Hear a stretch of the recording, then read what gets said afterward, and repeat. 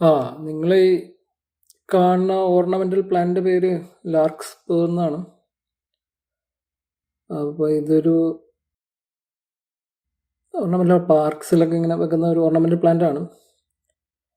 പിന്നെ ഇതിന് 6+ hours of sunlight വേണം.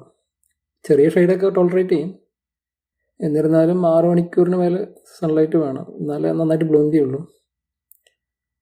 പിന്നെ 3 മുതൽ 4 അടി വരെ പൊക്കം ഉണ്ടാവും. പിന്നെ ഫ്ലവേഴ്സ് പല കളറിൽ വരും, പർപ്പിൾ, ബ്ലൂ, പിങ്ക്, വൈറ്റ്, ഇങ്ങനെ പല കളറിലും വരും. പിന്നെ flower base life 5 to 7 days എന്ന് പറയണത്. എന്ന് പറഞ്ഞാൽ പൂ കട്ട് ചെയ്തെടുത്തിട്ട് ഫ്ലവർ ബേസിൽ വെച്ചാൽ 5 മുതൽ 7 ദിവസം വരെ നിൽക്കും എന്നാണ് പറയണത്. പിന്നെ വേറൊരു ഡേഞ്ചർ വാണിംഗ് ഉണ്ട്, all parts of the plant are toxic. അപ്പോൾ പെറ്റ്സോ പിള്ളേരോ മറ്റ് ആനിമൽസൊക്കെ ഉണ്ടെങ്കിൽ സൂക്ഷിക്കണം, ടോക്സിക് ആണ്. പിന്നെ ഒന്നാം തരം പോളിനേറ്ററാണ്. അപ്പോൾ ബംബിൾ ബീസൊക്കെ കണ്ടവനും വരും ഇതുണ്ടെങ്കിൽ. പിന്നെ ഒരു ആനുവൽ പ്ലാന്റ് ആണ്, അപ്പോൾ ആ സീസണിലേ ഉണ്ടാവുള്ളൂ. മറ്റേ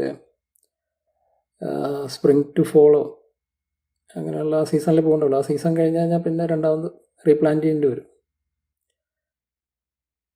അപ്പോൾ ഇതൊക്കെയാണ് ഇതിനെപ്പറ്റി പ്രധാനമായിട്ട് പറയാനുള്ളത്. ഇനി കൂടുതൽ ഡീറ്റെയിൽസ് ഉള്ള ലിങ്ക് ഞാൻ ഡിസ്ക്രിപ്ഷനിൽ ഇട്ടേക്കാം. ഇതൊക്കെയാണ് ഇതിനെപ്പറ്റി പറയാനുള്ളത്. അപ്പോൾ ഏതായാലും ഞാനത് കുറച്ച് നേരം കൂടി കാണിച്ചേക്കാം.